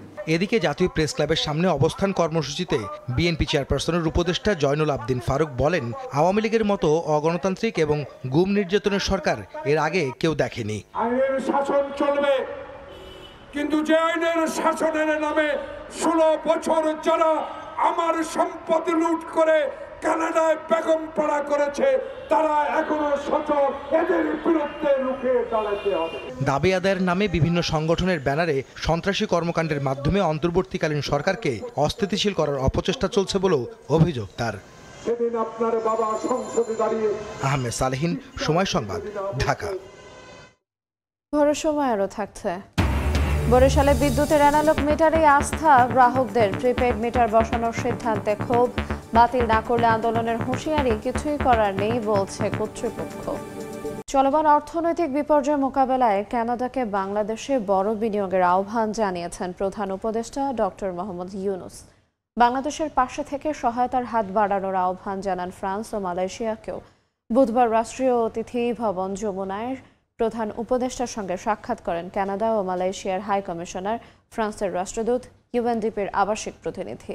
এ সময় অন্তর্বর্তী সরকারের সহায়তার আশ্বাস দেন তারা। বিভিন্ন দেশ ও সংস্থার প্রতিনিধিদের সঙ্গে বুধবার বৈঠকে ব্যস্ত সময় পার করেন প্রধান উপদেষ্টা ডক্টর মোহাম্মদ ইউনুস। রাষ্ট্রীয় অতিথি ভবন যমুনায় কানাডার হাই কমিশনার লিলি নিকোলস সাক্ষাৎ করেন প্রধান উপদেষ্টার সঙ্গে। চলমান অর্থনৈতিক বিপর্যয় পুনর্গঠনে সহায়তার জন্য কানাডাকে বিনিয়োগের আহ্বান জানান সরকার প্রধান। ভঙ্গুর প্রতিষ্ঠানকে পুনরুদ্ধার এবং সরকারের শৃঙ্খলা ও স্বচ্ছতার পরিকল্পনার কথাও জানান তিনি। কানাডার হাই কমিশনার জানান, অন্তর্বর্তী সরকারকে সমর্থন ও সহায়তা করতে প্রস্তুত তার দেশ। বৈঠকে রোহিঙ্গা ইস্যু নিয়েও আলোচনা হয়। এরপর প্রধান উপদেষ্টার সঙ্গে সাক্ষাৎ করেন বাংলাদেশে নিযুক্ত মালয়েশিয়ার হাই কমিশনার হাসনাহ হাশিম। বৈঠকে আসিয়ানের সদস্য হওয়ার আগ্রহ জানায় বাংলাদেশ। প্রধান উপদেষ্টা বলেন, বাংলাদেশ আসিয়ান ও সার্কের মধ্যে সেতু হতে পারে। সদস্য পদের প্রস্তাব মালয়েশিয়ার কর্তৃপক্ষের কাছে পৌঁছে দেওয়ার কথা জানান হাই কমিশনার। পরে ডক্টর ইউনুসের সঙ্গে অতিথি ভবনে সৌজন্য সাক্ষাৎ করেন ফ্রান্সের রাষ্ট্রদূত মারি মাসদুপুই। ফরাসি রাষ্ট্রদূত জানান, ফ্রান্স এরই মধ্যে বাংলাদেশের বেসামরিক প্রতিরক্ষা বাহিনীর সঙ্গে কাজ করছে। দুর্নীতি দমন, মানব পাচার, ফরেনসিক সাইবার ক্রাইম, বন্দর ও বিমানবন্দরের নিরাপত্তা এবং আর্থিক দুর্নীতি মোকাবিলায় দক্ষতা বাড়াতে সহায়তা দিতে আগ্রহী প্যারিস। অন্তর্বর্তী সরকার এবং প্রধান উপদেষ্টার দেশ পুনর্গঠনের প্রচেষ্টায় ফ্রান্স সমর্থন দিতে প্রস্তুত বলেও জানানো হয়। ডক্টর ইউনুসকে ফ্রান্স সফরের আহ্বানও জানান রাষ্ট্রদূত। ডক্টর ইউনুস বলেন, দেশ পুনর্গঠনে ছাত্র আন্দোলন একটি বড় সুযোগ করে দিয়েছে। সুযোগ কাজে লাগাতে না পারলে বড় ব্যর্থতা হবে। জনগণ যতদিন চায় সরকার ততদিন থাকবে বলেও জানান প্রধান উপদেষ্টা। সবশেষ ডক্টর ইউনুসের সঙ্গে সাক্ষাৎ করেন ইউএনডিপির আবাসিক প্রতিনিধি স্টেফেন লিল্লের। দেশের বিভিন্ন প্রতিষ্ঠানের পুনর্গঠনের সদিচ্ছার কথা জানান প্রধান উপদেষ্টা। সানবীর রূপল, সময় সংবাদ, ঢাকা। এসালামের মতো ব্যাংক লুটের এত বড় নজির পৃথিবীতে নেই, যারা দখলদারিত্বের মাধ্যমে ৫ লাখ কোটি টাকা লুট করেছে। তাই ব্যাংক খেকো এই গ্রুপের কোনো সম্পদ না কেনার আহ্বান জানিয়ে বাংলাদেশ ব্যাংকের গভর্নর আহসান এইস মনসুর বলেছেন, এই সম্পদ দেশের কাজে ব্যবহার করা হবে। একই সঙ্গে আমানতকারীদের ধৈর্য ধরার আহ্বান জানিয়ে তিনি বলেন, সংসার চালানোর জন্য যতটুকু দরকার ততটুকু টাকা তুলুন। দুর্বল ব্যাংকগুলোকে সবল করার চেষ্টা করা হচ্ছে বলেও জানান গভর্নর। ব্যাংক খেকো এক দানবের নাম এসালম। হাসিনা সরকারের পৃষ্ঠপোষকতায় যারা দেশের সবচেয়ে সুনাম অর্জনকারী ইসলামী ব্যাংক সহ দখল করেছিল 5টি ব্যাংক, লুট করেছে লাখ লাখ কোটি টাকা। দেশের রাজনৈতিক পট পরিবর্তনের পর এসালমের কবল থেকে একে একে মুক্ত করা হয় ব্যাংকগুলো। ব্যাংক খাতের সংস্কারের অংশ হিসেবে ভেঙে দেওয়া হচ্ছে পুরনো পরিষদগুলো, যেগুলো অ্যাকশন নিতে হয়। চলমান সংস্কার কাজের মধ্যেই কেন্দ্রীয় ব্যাংকের নতুন গভর্নর আহসান এইস মনসুর নিয়মিতই প্রেস ব্রিফিং করে জানাচ্ছেন তার কর্মযজ্ঞের সবশেষ। বুধবার বাংলাদেশ ব্যাংকে গভর্নর সাংবাদিকদের জানান, দীর্ঘদিন ব্যাংক খাতে যে সুশাসনের অভাব তা ফিরিয়ে আনতে কাজ চলছে। ব্যাংক কমিশনের মাধ্যমে আন্তর্জাতিক মানদণ্ড বজায় রেখে সংস্কার করা হবে বলে জানান গভর্নর। আগের যে চ্যুতি বিচ্যুতিগুলো হয়েছে কেন্দ্রীয় ব্যাংকের থেকে, সেটা যেন আর না হয়। নির্মোহভাবে কাজ করে আমরা ব্যাংকগুলোকে একটা জায়গায় নিয়ে যেতে পারি। এসালমের সম্পদ না কেনার আহ্বান জানিয়ে গভর্নর বলেন, এই অর্থ উদ্ধার করে ব্যবহার করা হবে দেশের স্বার্থে। এসালম গ্রুপের সম্পদ যেন কেউ না কিনে, দেশের স্বার্থে অন্য কেউ যেন এই সম্পদে হাত না দেয়। দুর্বল ব্যাংকের গ্রাহকদের ধৈর্য ধরার আহ্বান জানিয়ে গভর্নর বলেন, সবাই যদি একসঙ্গে টাকা তুলতে যায় তাহলে ব্যাংক টাকা দিতে পারবে না। তাই ভয়ের কিছু নেই, সবাইকে যার যার টাকা বুঝিয়ে দেওয়া হবে। একসাথে তুলতে যাবেন না, সবাই যদি তুলতে যান তাহলে কেউ টাকা পাবে না। কাজেই একটু ধৈর্য ধরেন, যাতে আস্তে আস্তে সবাই সময় মতো তাদের টাকাটা আস্তে আস্তে পেতে পারেন। গভর্নর আরও জানান, রিজার্ভ আর কমবে না, বরং বাড়ার সম্ভাবনা আছে। মূল্যস্ফীতি কমিয়ে আনার জন্য এক্সচেঞ্জ রেট ঠিক রেখে আমদানি রফতানি স্বাভাবিক রাখা ও মনিটরিং ব্যবস্থা জোরদার করা হচ্ছে বলেও জানান তিনি। আমদানি সোর্সে যেটা ইনফ্লেশনটা হয় সেটা হবে না। আলতাফ হোসাইন, সময় সংবাদ, ঢাকা। অন্তর্বর্তী সরকারের রাজনৈতিক কোনো এজেন্ডা নেই উল্লেখ করে অর্থ বাণিজ্য উপদেষ্টা ডক্টর সালেহউদ্দিন আহমেদ সাফ জানিয়েছেন, বাজার সিন্ডিকেট বরদাস্ত করা হবে না। বিকেলে সচিবালয়ে বাণিজ্য মন্ত্রণালয়ে দেশের সার্বিক দ্রব্যমূল্য পরিস্থিতি পর্যালোচনা সভা শেষে তিনি কথা বলেন। তিনি জানান, বন্দরে জট ও এলসি জটিলতা শিগগিরই কেটে যাবে এবং সার, কীটনাশক সহ নিত্য প্রয়োজনীয় পণ্য আমদানিতে কোনো সংকট নেই। আমাদের কোনো এজেন্ডাই নাই, রাজনৈতিকও না, প্রশাসনিকও না। আমরা আসছি একটা স্বল্প সময়ের জন্য, কারো প্রতি আমাদের কোনো বিরাগও নাই, অনুরাগও নাই, যেটা আমরা শপথ গ্রহণ করি। আমাদের কোনো এজেন্ডা নাই, এই ব্যাপারে আমরা কারোর সাথে কোনো কম্প্রোমাইজ করবো না। মেকানিজম আছে, এটাতে আমার মনে হয় না খুব অসুবিধা হবে। একটু কিছু কিছু জায়গায় আছে, হয়তো কিছুটা সময় লাগবে, বাট অতি প্রয়োজনীয় জিনিসপত্র কোনো আটকাবে না। এবার পাচার হওয়া ও আত্মসাৎ করা অর্থ ফেরাতে কাজ শুরু করলো অন্তর্বর্তী সরকার। এই অর্থের পরিমাণ লক্ষ কোটি টাকা বলে ধারণা করা হলেও প্রকৃত পরিমাণ নিরূপণে কাজ চলছে। বুধবার প্রধান উপদেষ্টার কার্যালয় থেকে পাঠানো এক সংবাদ বিজ্ঞপ্তিতে এই কথা জানানো হয়েছে। এতে সহায়তা করেছে বিএফআইইউ, সিআইডি ও দুদক। ডক্টর ইউনূসের নেতৃত্বে অন্তর্বর্তী সরকার গঠনের পর থেকেই চলছে ব্যাংক ও আর্থিক খাত সংস্কারের কাজ। এরই মধ্যে পুনর্গঠন করা হয়েছে দুর্নীতি ও অর্থ পাচারের সঙ্গে সংশ্লিষ্ট ইসলামী ব্যাংক, সোশ্যাল ইসলামী bank, national bank, United commercial bank, global ইসলামী ব্যাংক, ইউনিয়ন ব্যাংকের পর্ষদ। আর এ সবই করা হচ্ছে পাচার হওয়া ও আত্মসাৎ করা অর্থ ফেরানোর অংশ হিসেবে। বুধবার প্রধান উপদেষ্টার কার্যালয় থেকে পাঠানো এক সংবাদ বিজ্ঞপ্তিতে একথা জানানো হয়েছে। এতে সহায়তা করছে বাংলাদেশ ব্যাংকের বিএফআইইউ, সিআইডি ও দুর্নীতি দমন কমিশন দুদক। অর্থ আত্মসাৎকারীদের দেশি বিদেশি সম্পদ অধিগ্রহণ এবং বিদেশ হতে ফেরত এনে শক্তিশালী করা হবে ব্যাংকগুলো। প্রধান উপদেষ্টার দপ্তর বলছে, পাচার ও আত্মসাৎ করা অর্থের পরিমাণ লক্ষাধিক কোটি টাকা বলে ধারণা করা হলেও প্রকৃত পরিমাণ কত তা নিরূপণে কাজ করছে সরকার। বিজ্ঞপ্তিতে জানানো হয়, শিগগিরই একটি ব্যাংক কমিশন গঠন করতে চায় সরকার। বলা হয়েছে, তদন্ত সাপেক্ষে সংশ্লিষ্ট প্রতিটি ব্যাংকের প্রকৃত চিত্র প্রকাশ করা হবে এবং ব্যাংকগুলোর পুনর্গঠনের জন্য 6 মাসের মধ্যে একটি বাস্তবায়নযোগ্য রোডম্যাপ প্রণয়ন করা হবে। অন্তর্বর্তীকালীন সরকার বাংলাদেশের আর্থিক খাতকে আন্তর্জাতিক মানসম্পন্ন করার ব্যাপারে দৃঢ় প্রতিজ্ঞ বলেও জানানো হয়েছে ওই বিজ্ঞপ্তিতে। কামরুল হাসান সবুজ, সময় সংবাদ, ঢাকা। বছরে গড়ে ৬৪,০০০ কোটি টাকা করে গত ১৬ বছরে পাচার হয়েছে ১১ লাখ কোটি টাকা। দেশে প্রতি ৩টি ব্যাংকের ২টিতেই সন্দেহজনক লেনদেনের প্রমাণ পেয়েছে দুদক। দেশ থেকে বিদেশে হাজার কোটি টাকা যাওয়ার তথ্য বাংলাদেশ ব্যাংকের কাছ থেকে লুকাচ্ছে সরকারি বেসরকারি ব্যাংকগুলো। অর্থনীতিবিদরা বলছেন, অর্থ পাচার দেশের মেরুদণ্ডকে ভেঙে দিচ্ছে। মার্জিয়া মোমোর রিপোর্ট। গত ১৬ বছরে দেশ থেকে পাচার হয়েছে ১১ লক্ষ কোটি টাকা। গড়ে বছরে পাচার হচ্ছে ৬৪,০০০ কোটি টাকা। অথচ অর্থ পাচারের ঘটনায় করা মামলাগুলোর ৯৫%রই নিষ্পত্তি হয়নি। আর পাচারকারী পালিয়ে যাওয়ার পর টনক নড়ছে দুদকের। এমন অবস্থায় প্রশ্ন জেগেছে, তবে কি শস্যের ভেতরেই ভূত?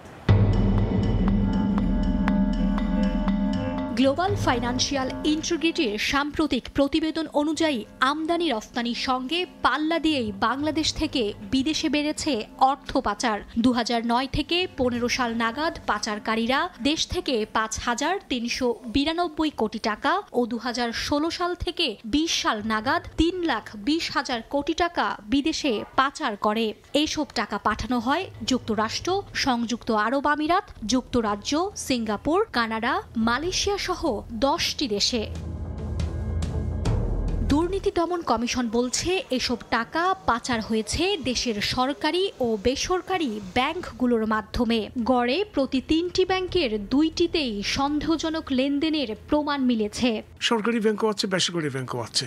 বাংলাদেশে যতগুলো এক্সিস্টিং ব্যাংক আছে তার 2/3 ব্যাংকই সন্দেহজনক লেনদেনের এলিগেশন আছে। দেশের অর্থনীতিকে ভঙ্গুর করে দেওয়ার জন্য অর্থ পাচারই এনাফ, আর কিছু লাগে না। সেখানে যদি অর্থ পাচার রোধ করা না যায়, ঠেকানো না যায়, সরকারের কাঠামোগুলো যদি অর্থ পাচার রোধ করতে না পারে, তাহলে এই কাঠামো থেকে লাভ কি? অর্থ পাচারের এই মহোৎসবকে অশনি সংকেত উল্লেখ করে বিশ্লেষকরা বলছেন, অর্থ পাচারকারীরা দেশের অর্থনীতির মেরুদণ্ডকে ভেঙে ফেলছে। অনেক বড় বড় ব্যক্তি বা গোষ্ঠী আছে যারা এই কাজগুলো করে থাকে এবং তার ধরাছোঁয়ার বাইরে থেকে যাচ্ছে। অর্থ পাচারের ঘটনায় দৃষ্টান্তমূলক সাজার কথা জানিয়ে ২০২২ সালে হাইকোর্টের একটি বেঞ্চ পাচারকারীদের গুলি করে শাস্তি দেওয়া উচিত বলেও মন্তব্য করেন। মার্জিয়া মুমু, সময় সংবাদ, ঢাকা।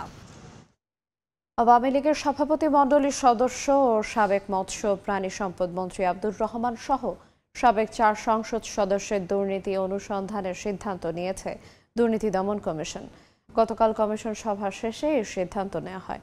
সাবেক মন্ত্রী ছাড়া বাকিরা হলেন চুয়াডাঙ্গা 1 আসনের সাবেক সংসদ সদস্য সোলাইমান হক জোয়ারদার, দিনাজপুর 4 আসনের সাবেক সংসদ সদস্য ডাক্তার ইকবালুর রহিম ও মাগুরা 1 আসনের সাবেক সংসদ সদস্য সাইফুজ্জামান শিখর।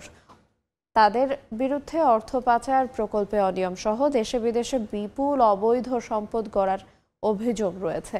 এছাড়া সাবেক মন্ত্রী আব্দুর রহমানের বিরুদ্ধে দুর্নীতি, ক্ষমতার অপব্যবহার, বেআইনি কার্যকলাপের মাধ্যমে নিজ নামে ফরিদপুরের মধুপুরে ভবন নির্মাণ, রাজুকপুর বাচল সহ বিভিন্ন জায়গায় জমি ক্রয় সহ আরও একাধিক অভিযোগ রয়েছে। মূল্যস্ফীতি কমানোর লক্ষ্যে সেপ্টেম্বর থেকে জ্বালানি তেলের দাম কমানোর প্রাথমিক সিদ্ধান্ত নিয়েছে অন্তর্বর্তী সরকার। জ্বালানি বিভাগ ও বাংলাদেশ পেট্রোলিয়াম কর্পোরেশনের সূত্রে জানা গেছে, কেরোসিনের চেয়ে কমতে পারে পেট্রোল আর অকটেনের দাম। সংশ্লিষ্ট সূত্রগুলো থেকে পাওয়া তথ্য অনুযায়ী অন্তত 8 থেকে 10 টাকা কমতে পারে পেট্রোল অকটেনের দাম। আন্তর্জাতিক মুদ্রা তহবিল বা IMF-এর ঋণের শর্ত মেনে গেল মার্চ থেকে জ্বালানি তেলের স্বয়ংক্রিয় মূল্য নির্ধারণ পদ্ধতি চালু হয় দেশে। কথা ছিল বিশ্ববাজারে তেলের দামের সঙ্গে সমন্বয় করে দেশের বাজারেও কৌশলগত এই পণ্যটির দাম নির্ধারণ হবে। মার্চে শুরু হওয়া নতুন এই প্রাইসিং ফর্মুলায় আবারও সংস্কারের পথে হাঁটছে অন্তর্বর্তী সরকার। বাংলাদেশ পেট্রোলিয়াম কর্পোরেশন এবং জ্বালানি বিভাগের সূত্রগুলো বলছে, তেল বিক্রি থেকে বিপিসির মুনাফা কমাতে এবং মূল্যস্ফীতির লাগাম টানতে সেপ্টেম্বরেই সব ধরনের জ্বালানি তেলের দাম কমতে পারে।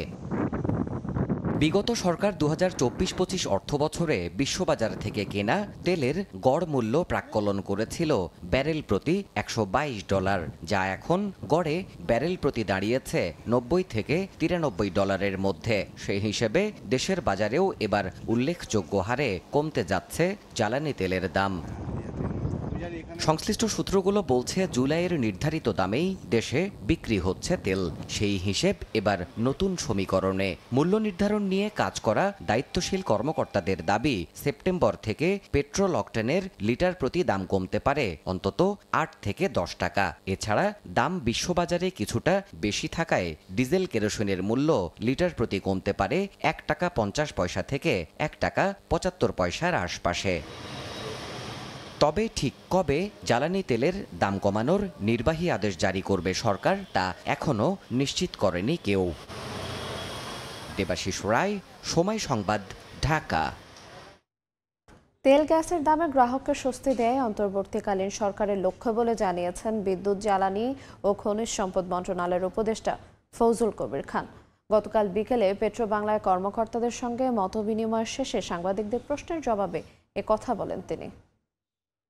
তেলের মূল্য কিভাবে নির্ধারণ করে? পৃথিবীর প্রায় সব দেশেই যেখানে রেগুলেটরি কমিশন আছে, সেখানে ওই যে তেলের দামটা কিন্তু ওরা করে না। উদ্দেশ্যটা হচ্ছে যে গ্রাহককে ইয়ে করা এবং ওই যে গ্রাহক যাতে অতি মূল্য না দিতে হয় সেটা দেখা। বিআরসির প্রসেসে এটা কি দ্রুত ইয়ে করা যায়, নাকি এই যে যেটা বললাম যে এখন যে বর্তমান যে ইয়ে আছে সেটা ইয়ে করে? 3 মাস বন্ধ থাকার পর 1 সেপ্টেম্বর থেকে দর্শনার্থীদের জন্য উন্মুক্ত হচ্ছে সুন্দরবন। পর্যটকদের স্বাগত জানাতে প্রস্তুত পর্যটন ব্যবসায়ীরা। বনে যাওয়ার জন্য নৌকা, জাল সহ সব ধরনের প্রস্তুতি সেরে নিচ্ছেন জেলেরা। আব্দুল্লাহ মামুন রুবেলের রিপোর্ট।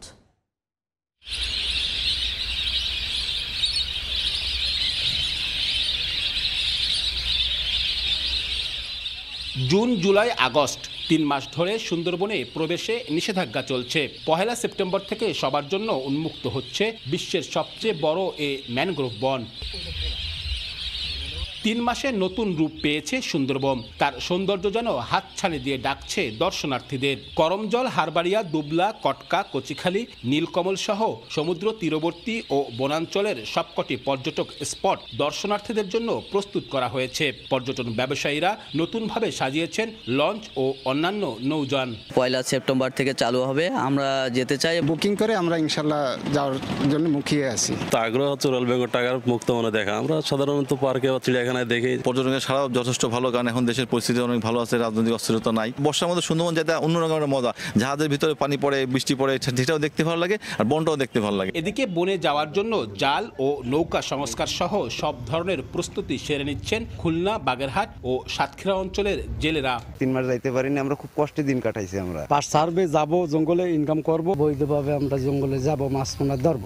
বন বিভাগ বলছে 3 মাস বনে প্রবেশের নিষেধাজ্ঞার ইতিবাচক প্রভাব পড়েছে। পর্যটক ও জেলেদের প্রবেশের জন্য নেওয়া হয়েছে সব ধরনের প্রস্তুতি। প্রকৃতি নিজেকে রিকভার করতে সক্ষম হয় আমি মনে করি, এবং এতে সুন্দরবনের সার্বিক পরিবেশ, প্রকৃতি উন্নত হয়েছে। চলতি মৌসুমে মাছ ধরার জন্য সুন্দরবনের 2 বিভাগ থেকে এরই মধ্যে প্রায় 8000 নৌকার পাস নবায়ন করা হয়েছে। সুন্দরবনের প্রাকৃতিক সৌন্দর্য উপভোগ করতে গড়ে প্রতি বছর 2 লক্ষাধিক দেশি বিদেশি পর্যটক ভ্রমণে আসেন। এ খাতে বছরে গড়ে 4 কোটি টাকা রাজস্ব আদায় করে বন বিভাগ। আব্দুল্লাহ আল মামুন রুবেল, সময় সংবাদ, খুলনা। বরিশালে বিদ্যুতের প্রিপেইড মিটার বসানোর সিদ্ধান্তের খবরে ক্ষোভ প্রকাশ করেছেন গ্রাহকরা। প্রতিবাদ জানিয়ে তারা স্মারকলিপি দিয়েছেন ওজু পাডিকোর কাছে। গ্রাহকরা বলছেন প্রিপেইড মিটার নিয়ে ভোগান্তিতে পড়তে চান না, আর কর্তৃপক্ষের দাবি সরকারি সিদ্ধান্তের বাইরে তাদের কিচ্ছু করার নেই। সুমন হাসানের ছবিতে অপূর্ব অপুর রিপোর্ট। লাইনে দাঁড়িয়ে বিদ্যুৎ বিল পরিশোধের এ দৃশ্য সবারই চেনা। তবে এমন অবস্থার উন্নতি করতে গত 18 আগস্ট বরিশালে প্রিপেইড মিটার বসানোর সিদ্ধান্ত নেয় ওজু পাডিকো। কিন্তু এই সিদ্ধান্তে ক্ষুব্ধ গ্রাহকরা। প্রিপেইড মিটারে নানা জটিলতা ও হয়রানি হতে হয় দাবি করে অ্যানালগ পদ্ধতিতে পোস্টপেইড মিটার ব্যবহারের পক্ষে তারা।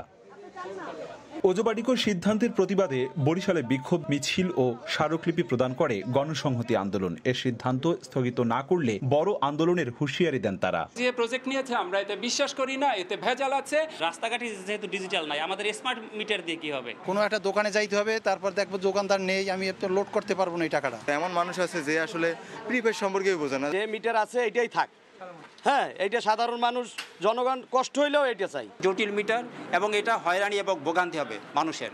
ফলে আমরা এই বরিশালের বিদ্যুৎ বিভাগ যারা ব্যবহার করে তারা যাতে ভোগান্তিতে না পড়ে।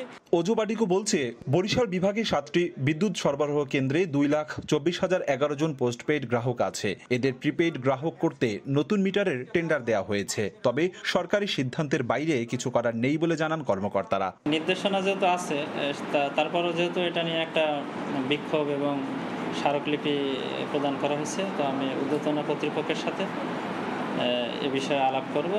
এরপরে কর্তৃপক্ষের সিদ্ধান্ত অনুযায়ী আমরা কার্যক্রম চালাব। বরিশালে 7টি বিদ্যুৎ সরবরাহ কেন্দ্রের মধ্যে এখন পর্যন্ত পিরিজপুরে 11,990টি ও বরিশালে 40টি প্রিপেড মিটার বসানো হয়েছে। অপূর্ব অপু, সময় সংবাদ, বরিশাল।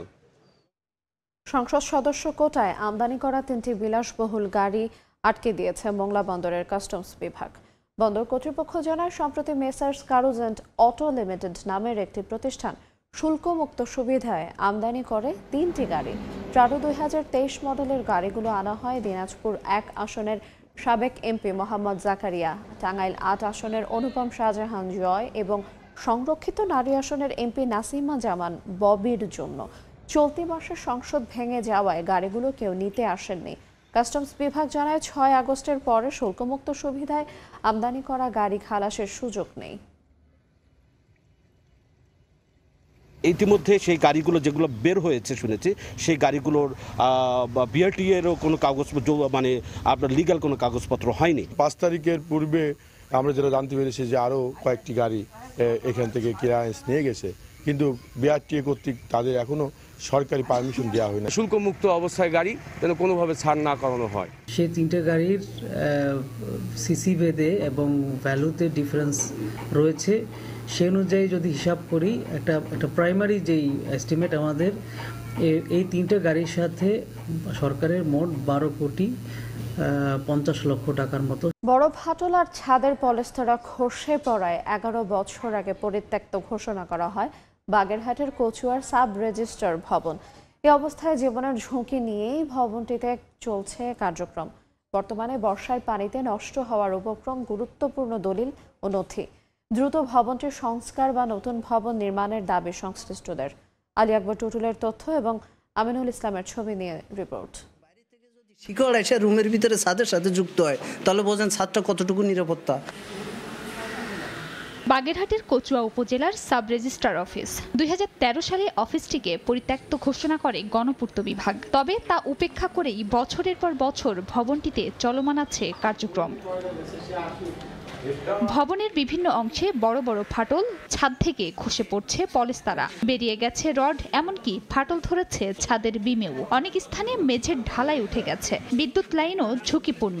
বৃষ্টিতে টেবিলের ওপর পলিথিন দিয়ে রক্ষা করা হয় প্রয়োজনীয় দলিল, দস্তাবেজ, কাগজপত্র। ঝুঁকি এড়াতে দ্রুত পদক্ষেপ নেওয়ার দাবি সেবা নিতে আসা ব্যক্তিদের। অফিসের কর্মকর্তারা যে কাজ করছে, যে কোনো মতে তার জীবন আশঙ্কা বিদ্যমান। আমরা এখানে এসে বৃষ্টির সময় ভিজতে হয়, বসার কোনো জায়গা নাই। ভবনটির সংস্কার কিংবা অফিস সরানোর বিষয়ে একাধিকবার ঊর্ধ্বতন কর্তৃপক্ষকে জানানো হলেও মেলেনি প্রতিকার। যে কোনো মুহূর্তে ভবন ধসের শঙ্কা নিয়েই কাজ করছেন তারা। তার যে মেয়াদ ওভার হয়ে গেছে, এখন যে কোনো সময় অর্থাৎ দোষে বলতে পারে। আমাদের জন্য যুগোপযোগী একটা নতুন ভবন তৈরি করে দিলে আমাদের জন্য ভালো হয় এবং যারা সেবা নিতে আসবে তাদের জন্য ভালো হয়। আমরা চাই যে দ্রুতই আমাদেরকে একটু নতুন বিল্ডিং করে দিয়ে আর কি নতুন জায়গায় আমাদের বিল্ডিংটা স্থানান্তর করা হোক। জেলা রেজিস্ট্রার বলছেন প্রতিকারের জন্য সংশ্লিষ্ট কর্তৃপক্ষ বরাবর চিঠি দেওয়া হয়েছে। এই অর্থ বছরে ইনশাআল্লাহ আমরা এখানে আমাদের নিজস্ব ভবনের প্রক্রিয়া হবে। অলরেডি চিত্রমাইতে কিন্তু এই বিষয়ে একটা পজিটিভ যে কোর্ট বিল্ডিং এ একটা নিজস্ব ভবন করার একটা প্রক্রিয়া চলছে। অফিসটিতে প্রতিদিন কর্মকর্তা কর্মচারী সহ জমি সংক্রান্ত কাজে 2 শতাধিক মানুষ যাতায়াত করেন। সময় সংবাদ, বাগেরহাট। চলতি মৌসুমে পাট চাষ করে লোকসানে ঝিনাইদহের কৃষকরা। তাদের দাবি উৎপাদন খরচ বাড়লেও সে অনুযায়ী দাম পাচ্ছেন না। কৃষি বিভাগের কর্মকর্তারা বলছেন সরকারিভাবে পাট কেনা হলে লাভবান হবেন কৃষক। সজিবুল ইসলামের ছবিতে লোটাস রহমান সোহাগের রিপোর্ট। জলাধারে সারিবদ্ধভাবে পাট থেকে হাঁস ছাড়াতে ব্যস্ত কৃষক। কোথাও আবার পাট ছাড়িয়ে শুকানো হচ্ছে রোদে। হাড় ভাঙা খাটুনির পর পাট প্রস্তুত করেও চিন্তার ভাঁজ কৃষকের কপালে। বর্তমান বাজার দরে কারো কারো শুধু উৎপাদন খরচ উঠে এলেও বেশিরভাগ কৃষকের ক্ষেত্রে তাও হচ্ছে না। তারা বলছেন পাট চাষে প্রতি বিঘায় খরচ হয়েছে 23 থেকে 25,000 টাকা, আর প্রতি বিঘায় উৎপাদন হয়েছে 8 থেকে 10 মন। বর্তমানে জেলার বাজারগুলোই প্রতি মন পাট প্রকারভেদে 2200 থেকে 3000 টাকায় বিক্রি হচ্ছে। কৃষকরা বলছেন সার ও বীজের দাম বেশি হওয়ায় এবার উৎপাদন খরচ বেড়েছে, পাশাপাশি বৈরী আবহাওয়ায় ফলন হয়েছে কম। সেচ দিয়ে পাট জন্মানে তো এই পাটটা লম্বা হয়নি, খাটো হয়েছে, এর কারণে হচ্ছে গিয়ে আমাদের খরচটা বেশি হয়ে গেছে। সরকার যদি কিছু টাকা দেওয়া আছে বাড়াই পাটের প্রতি, তাহলে আমরা একটু লাভবান হতে পারি। 35 থেকে 4000 টাকা যদি কৃষক পাট বিক্রি করতে পারে তাহলে কৃষকের অন্তত খরচের টাকা হয়ে কিছু টাকা সে লাভ পাবে। 370 টাকার পাট বেচিয়ে এদের গাওরা ঘামানি এক পথ হাল কিনে বাড়ি যাচ্ছে। তবে কৃষক লোকসান গুনলেও লাভবান হচ্ছেন ব্যবসায়ীরা। লাল পাট যদি ভালো হয় তাহলে 2900 2950 টাকা, 3000 যাচ্ছে 2 একটা, আর যদি একটু কমা হয় তাহলে পরে 2700। পাটের এবার ফলন কম, বুঝলেন, এই জন্যই কৃষকের একটু লস হচ্ছে, কিন্তু আমাদের লাভ হচ্ছে। কৃষি বিভাগ বলছে সরকারিভাবেও পাট কেনা হচ্ছে, এতে লাভবান হবেন কৃষকরা। মাঠ লেভেলের কর্মকর্তাদের মাধ্যমে আমরা এটা প্রচারণা চালাচ্ছি। বিভিন্ন সিস্টেমের মাধ্যমে পাট ক্রয় করে ইতিমধ্যে সরকারিভাবে পাট ক্রয় শুরু হবে। কৃষি সম্প্রসারণ অধিদপ্তরের দেওয়া তথ্য মতে এবছর জেলায় 22,524 হেক্টর জমিতে পাট আবাদের লক্ষ্যমাত্রা ছিল, তবে চাষ হয়েছে 21,446 হেক্টর জমিতে। লোটাস রহমান সোহাগ, সময় সংবাদ, ঝিনাইদহ। দেখছেন ভোরের সময়। দীর্ঘ 9 বছর পর নিজ এলাকা কক্সবাজারে ফিরলেন বিএনপির স্থায়ী কমিটির সদস্য সালাউদ্দিন আহমেদ। বুধবার বেলা 11:30টার দিকে ঢাকা থেকে বিমানে করে কক্সবাজারে পৌঁছান তিনি। স্থানীয় নেতাকর্মীরা বিমানবন্দরে তাকে স্বাগত জানান। এ সময় তাকে দেখতে বিমানবন্দর টার্মিনাল সড়ক মহাসড়কে ভিড় করেন হাজারো মানুষ। এই সফরের সংগঠনটির এই কেন্দ্রীয় নেতা ছাত্র জনতার অভ্যুত্থানে নিহত পরিবারের সদস্যদের সঙ্গে সাক্ষাৎ ও দলীয় নেতাকর্মীদের সঙ্গে শুভেচ্ছা বিনিময় করবেন বলে জানিয়েছেন জেলা বিএনপি। গত 11 আগস্ট ভারত থেকে দেশে ফেরেন সালাউদ্দিন আহমেদ।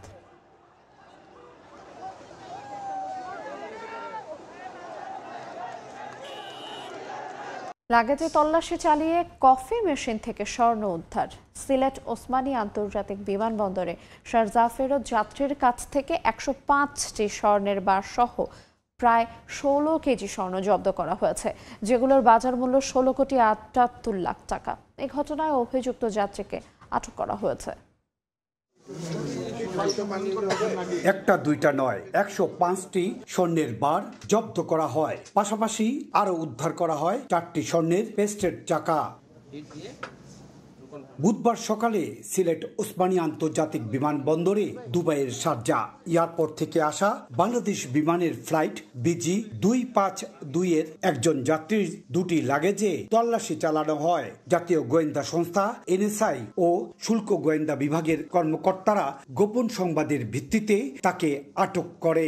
এ সময় ওই যাত্রীর কাছ থেকে 2টি কফি মেশিন খুলে স্বর্ণের বারগুলো জব্দ করা হয়। উদ্ধারকৃত স্বর্ণের মোট ওজন 15 কেজি 954 গ্রাম, যার বাজার মূল্য 16 কোটি 78 লাখ টাকা। বন্দরের নিরাপত্তা ইউনিটের যে এক্সপার্ট স্ক্রিনার যারা আছেন তারা স্ক্রিন করে সেখানে স্বর্ণের উপস্থিতি নিশ্চিত করেন। শুল্ক কর্তৃপক্ষ যথাযথ মামলা রেডি করবেন এবং সেখানে তারা চূড়ান্ত পরীক্ষা নিরীক্ষার মাধ্যমে মামলাটা চূড়ান্ত করে হস্তান্তর করবে। আটককৃত হোসাইন আহমদ সিলেটের গোয়াইনঘাট উপজেলার তোয়াক্কুল বাজার এলাকার নুরুল ইসলামের ছেলে।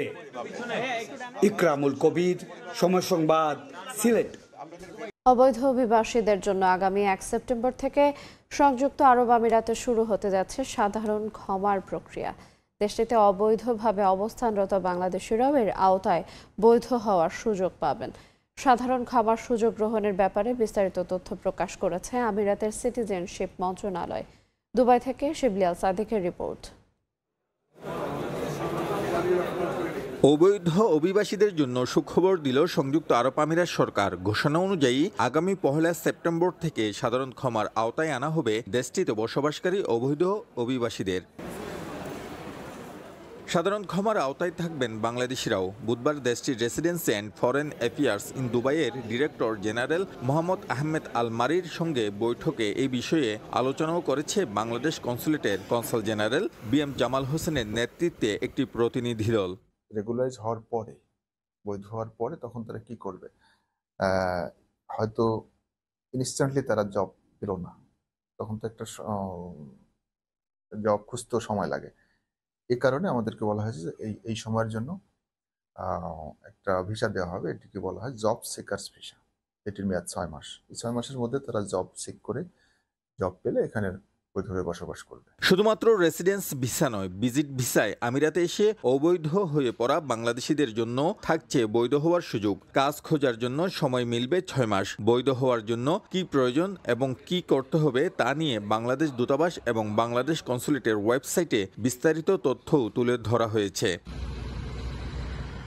এর আগে 2018 সালে অবৈধ অভিবাসীদের জন্য সাধারণ ক্ষমা ঘোষণা করে সংযুক্ত আরব আমিরাত। সেই সময় প্রায় 2 লাখ বাংলাদেশি সাধারণ ক্ষমার সুযোগ পান। শিবলি আল সাদিক, সময় সংবাদ, সংযুক্ত আরব আমিরাত। সৌদি আরবে নবনিযুক্ত কনসাল জেনারেল মিয়া মোহাম্মদ মাইনুল কবিরের সঙ্গে মতবিনিময় সভা করেছে দেশটির বাংলাদেশ রিপোর্টার্স অ্যাসোসিয়েশন। জেদ্দায় এই মতবিনিময় সভা অনুষ্ঠিত হয়। এ সময় কনসাল জেনারেল তার দায়িত্ব পালনে সাংবাদিকদের সর্বাত্মক সহযোগিতা কামনা করেন। সভার সাংবাদিকরা প্রবাসীদের নানান সমস্যার কথা কনসুলেটের কাছে তুলে ধরেন। এগুলো সমাধানে কার্যকর উদ্যোগ গ্রহণের আশ্বাস দেন মাইনুল কবির। এছাড়া প্রবাস থেকে দেশে বৈধ পথে রেমিটেন্স পাঠানোর প্রতিবন্ধকতা দূর করে এই বিষয়ে প্রবাসীদের সচেতনতা বাড়াতে ব্যাপক প্রচারণার প্রতিশ্রুতিও দেন নবনিযুক্ত কনসাল জেনারেল।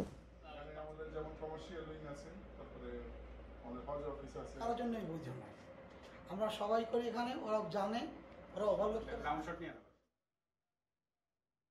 ইটালির আইসক্রিমের সুখ্যাতি স্থানীয় সহ পর্যটকদের মুখে মুখে। চলতি বছর ইটালির 3টি আইসক্রিম পার্লার অর্জন করেছে শ্রেষ্ঠত্বের মুকুট। যে দেশে আইসক্রিম এত জনপ্রিয়, গরমে সেখানকার দোকানগুলোতে ভিড় দেখা যাবে সেটাই স্বাভাবিক। গ্রাহকরা বলছেন স্বাদ আর গুণগত মানের কারণে ইটালির আইসক্রিম বিশ্বসেরা। ইটালি থেকে হাসান মাহমুদের রিপোর্টে বিস্তারিত। ইউরোপের শিল্পোন্নত দেশ ইতালিতে তৈরি বেশ কিছু পণ্য এবং খাদ্য সামগ্রী বিশ্বসেরা। তার মধ্যে চলতি বছর ইতালির 3টি আইসক্রিম পার্লার শ্রেষ্ঠত্বের মুকুট অর্জন করে। বিশ্ব র্যাঙ্কিংয়ে যৌথভাবে এই 3টি প্রতিষ্ঠান শীর্ষস্থানে উঠে এসেছে। প্রচণ্ড গরমে ইতালীয়রা ছুটে যান আইসক্রিমের দোকানগুলোতে। ঠান্ডা আইসক্রিমে প্রাণ শীতল করার চেষ্টা থাকে তাদের। বিশ্ব র্যাঙ্কিংয়ে শীর্ষে থাকা দোকানগুলোতে দেশটির নাগরিকদের ভিড় লক্ষ্য করা গেছে। তারা বলছেন স্বাদ, গুণগত মান এবং তৈরির পদ্ধতির কারণে এই আইসক্রিম অতুলনীয়। বিশেষ করে গ্রীষ্মকালে আমরা আইসক্রিম বেশি বিক্রি করে থাকি, তবে শীতকালেও আমরা পিছিয়ে নেই। মূলত আইসক্রিমের স্বাদ ও গুণগত মান ঠিক থাকায় আমরা বিশ্বে ভালো অবস্থান করতে সক্ষম হয়েছি। এই গরমে আমরা নিজেদেরকে আইসক্রিম খেয়ে ঠান্ডা করতে পারি। ইতালির প্রতিটি শহরে বিপুল সংখ্যক আইসক্রিমের পার্লার বা জেলাতেরিয়া রয়েছে। গ্রীষ্মকালে এ সকল দোকানে সবচেয়ে বেশি ভিড় থাকে। 2020 সালের পর আবারও প্রথম বিশ্ব র্যাঙ্কিংয়ে ইতালি। শিল্পসম্মত প্রক্রিয়াজাতকরণ, গুণগত মান এবং স্বাদ মূল্যায়নে ইতালির আইসক্রিম শ্রেষ্ঠত্ব অর্জন করল। ইতালির রোম থেকে হাসান মাহমুদ, সময় সংবাদ। এই পর্যায়ে শীর্ষ সংবাদগুলো জানিয়ে দেব আর একবার। ক্যাপাসিটি চার্জের নামে বিদ্যুৎ খাতে ব্যাপক অনিয়ম। উৎপাদন না থেকেও সুবিধাভোগীদের পকেটে হাজার কোটি টাকা বলছে মূল্যায়ন বিভাগ। ক্রয় প্রক্রিয়াতেও লুট শত কোটি ডলার। ভুক্তভোগীর মুখে আয়নাঘরের রোমহর্ষক বর্ণনা। বছরের পর বছর থাকতে হয়েছে অন্ধকার কক্ষে, মেলেনি দিনের আলো দেখার সুযোগ। মুক্তির পর বিচার দাবি বন্দিশালার কুশীলবদের।